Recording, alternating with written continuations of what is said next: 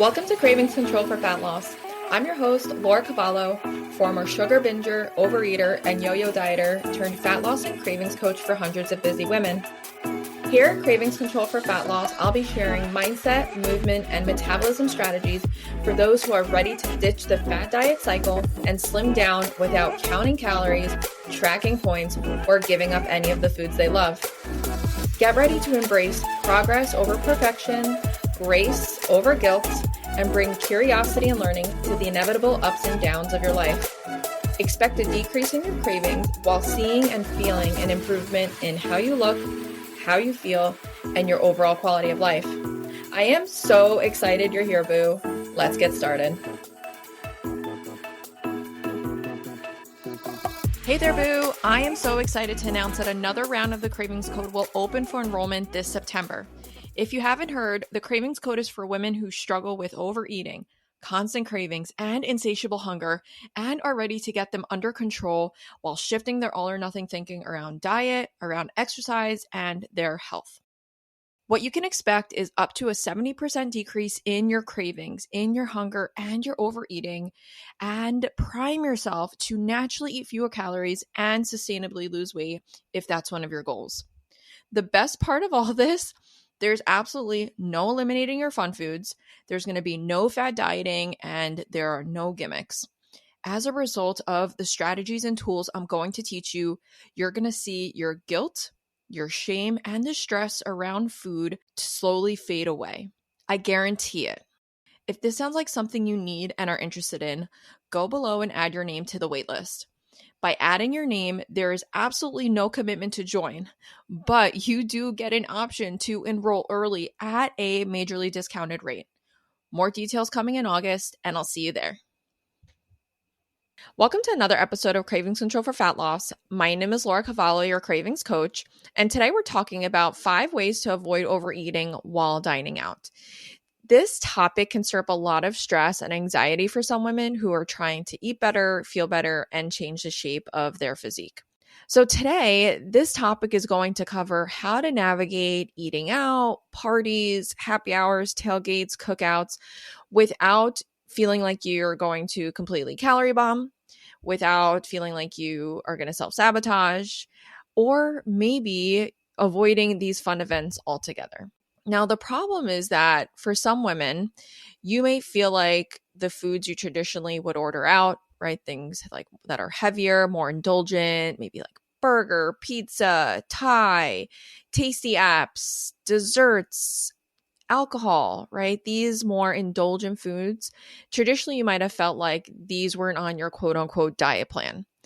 And as a result, you either say, well, there's no way I'm going to be able to stay on track, right? We're going to a burger place. There's going to be fries. There's going to be burgers. We're going to want the bloomin' onion.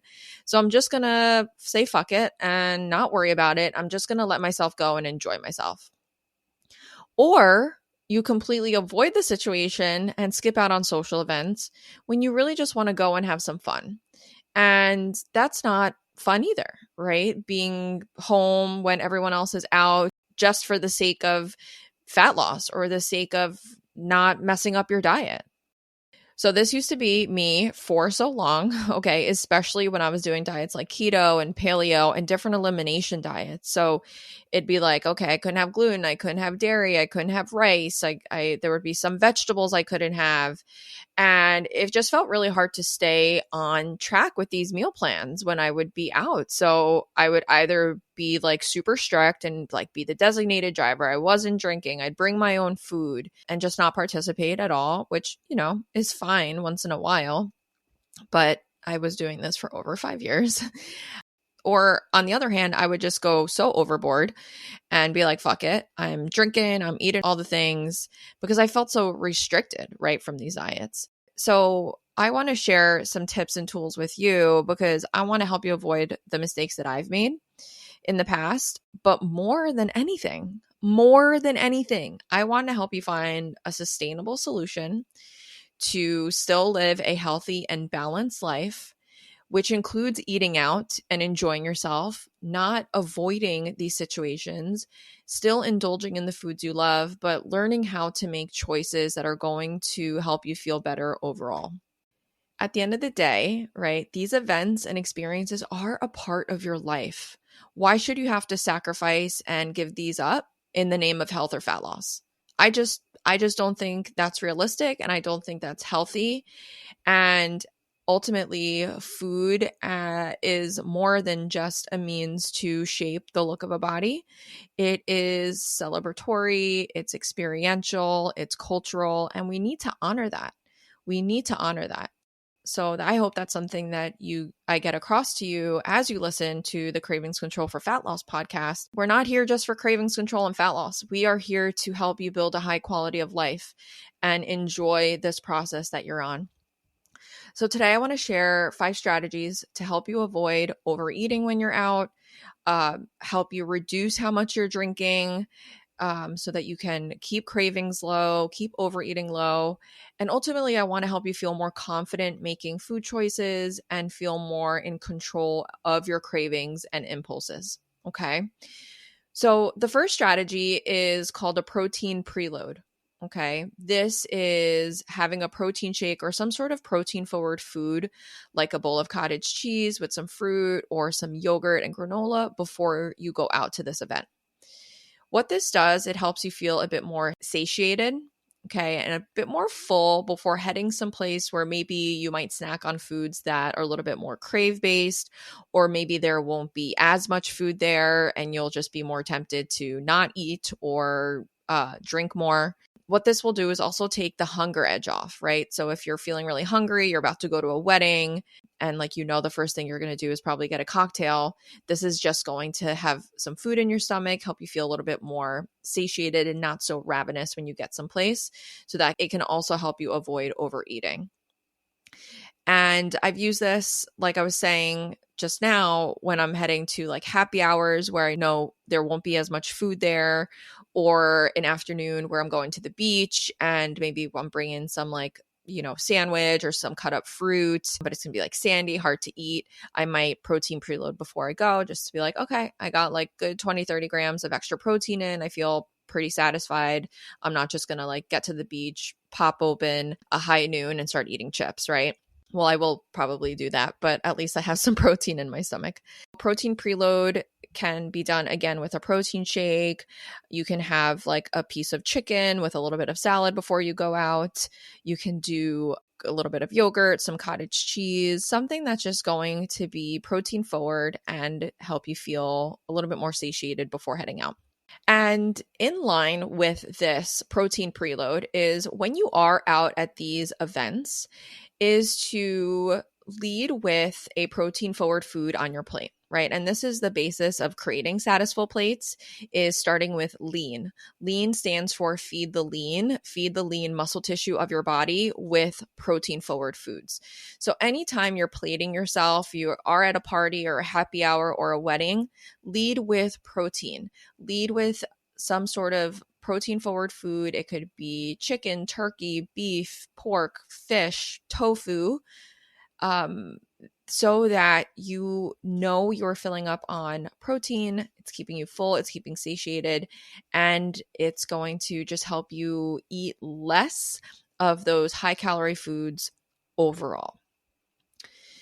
The second tip I'm going to give you, which is another sort of anticipatory food that you can eat before you go out, is to have a salad before you head out with some apple cider vinegar as the dressing. You can add olive oil, things like that. This is going to help keep your blood sugar regulated, and it's going to help you avoid those big drops and spikes, which can make cravings and hunger more pronounced. So what this salad's going to do, it's going to provide you with some fiber. Okay. And that's one of the things that can help keep blood sugar regulated. And again, the apple cider vinegar will also help with blood glucose response and can overall keep you feeling, again, more satiated, less inclined to grab more cravey things, and just kind of soften the blow of that first cocktail or that first pigs in a blanket or that first like cheese curd that you're going to have right when you're at this happy hour or wedding. So these first two tips really come off of my plate philosophy of SATISFUL Plates. And a salad is considered a detox because it's a fruit or a vegetable. It's going to provide you with water, minerals, and fiber. And these two elements are what you would create your SATISFUL plate around, a lean and a detox portion. And this is really how you're going to keep cravings at bay, how you're going to prime yourself for fat loss, how you're going to keep yourself quote unquote on track with your nutrition, because these two foods together, any sort of protein forward food with some sort of fruit or vegetable, is really the perfect duo for cravings control and fat loss priming. So keep that in mind, even when you're out and you're building your plates, you're going out, you're choosing foods, you're at happy hour. This is how we want to build our plates. The third strategy that I want to share with you that is more of an awareness that I want you to have, but also ties into the serve and go craving strategy, is that when you're eating out, more often than not, portions are always going to be a bit more extravagant. And oftentimes they're going to be more crave based, meaning they're going to be saltier and fattier and carbier and more sweet and heavy. These are going to be more calorie dense foods. And often the foods that we pick are going to lack things like detox, right? Like fruits and vegetables that are going to provide you with that fiber, the minerals, the water that we want. And can also lack lean. It can lack protein. So here we are eating more crave-based foods like, pigs in a blanket, or like little cheese puffs, or crackers and chips, crackers and cheese rather. So these foods, and not all foods are going to be lacking lean and detox, but the majority of foods that we eat out, the reason they taste so good is because they have more crave-based elements in them, like butter and oils and sauces. And so when you order, I just want you to be aware, that you're probably going to get more food than you really want or need. Like even if you're at a buffet and you're not ordering stuff, there's a plethora of options, right? Versus at home, you're probably just going to have a plate of food, like maybe a second serving. And so comparably, you're going to be inundated with a lot more food when you're out, and a lot more high calorie foods that are going to provide maybe not as much nutritional value than if you were just plating something yourself. So when you're out, right? And, I do it as well. Like we're like, oh, we want the apps and the entrees and the desserts and the drinks, right? It's a lot, right? So if you are going to order those many things for dinners and get all the things, just know that it's going to be a lot, and assume that you are over ordering. So plan on taking some food home with you, or plan on just having a little bit of everything without having to finish it. Right? If you're ordering apps and then you're ordering dinner and then dessert and then cocktails, are you really going to be able to eat everything without feeling overly full? Probably not. You're going to overeat. So just mentally prepare yourself. Like, I'm just going to have a couple bites of the apps. I'm going to have, half of my entree. I'm going to bring that home. And then I'm going to have a couple bites of the dessert. Okay. Just mentally preparing yourself for that will help prime you to know, okay, this is kind of the strategy I have to take with it. And so I know some people have a thing with like bringing food home and like, quote unquote, or like wasting food, right? So like just bring the food home with you, have it as leftovers. If you say, I don't like to eat leftovers, I don't know, maybe try warming it up differently, right? Microwaving leftovers tastes like shit. Yes, warm it up in a pan. Try to warm it up differently. Try to enjoy your leftovers differently, so that you don't have to throw food out. A great strategy that I teach my clients when they have more food around is directly pulled from the Cravings Code, which is Crave-N-GO. Okay. And a Crave-N-GO is a way to navigate buffets or holiday dinners where there's a lot more food, or, a girls' night where you're going out to dinner and you're ordering a bunch of apps and things like that. Crave-N-GO has 3 steps to it. Okay.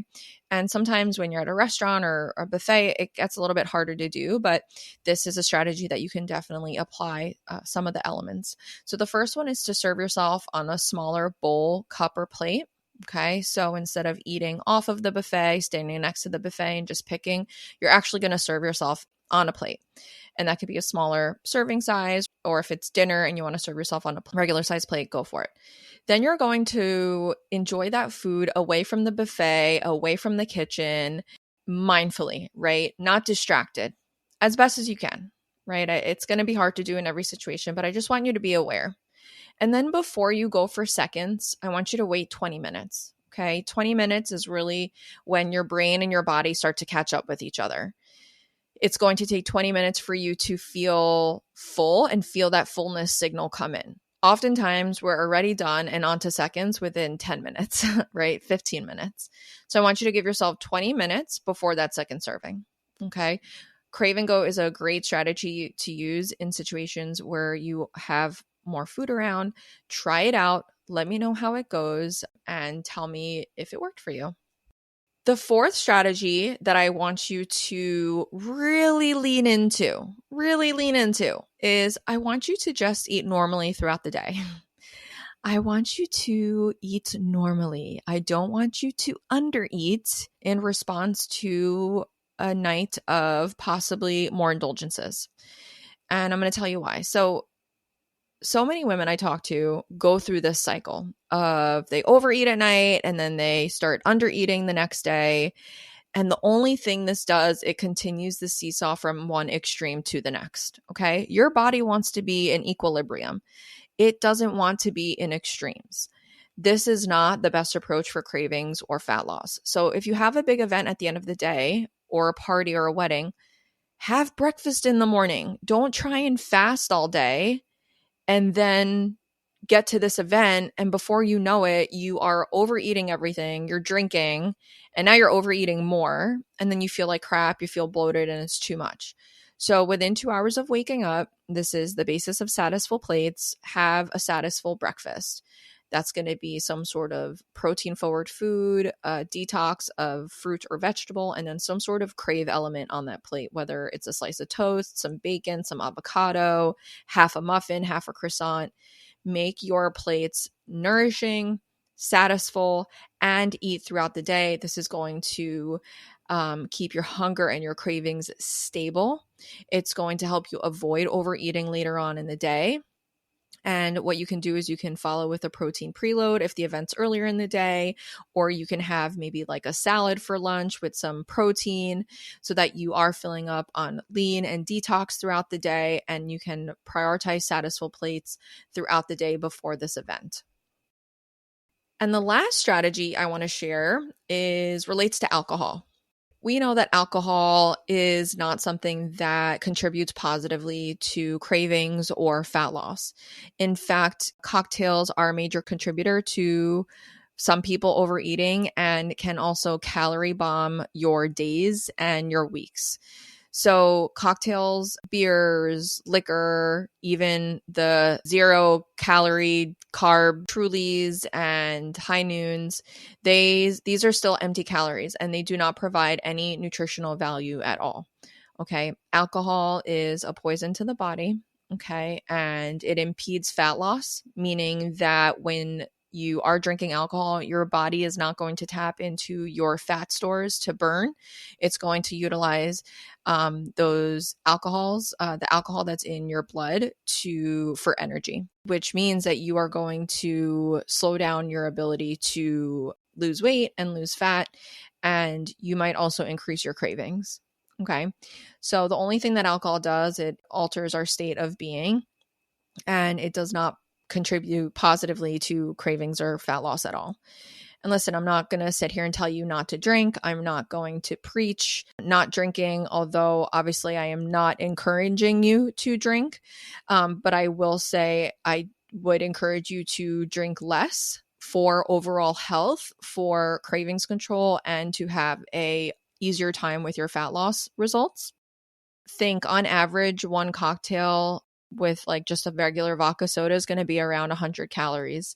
And anything on top of that in terms of mixers and the type of alcohol is going to add anywhere between 25 to 100 calories, if not more. And, you know, those, like I was saying, like Trulies and High Noons and the White Claws that say like 2 carbs, you still need to like if you were tracking those in terms of like calories and macros, you still need to account those as either a carbohydrate or a fat in your program. And those end up being anywhere between 25 carbs per cocktail or around 10, 15 grams of fat.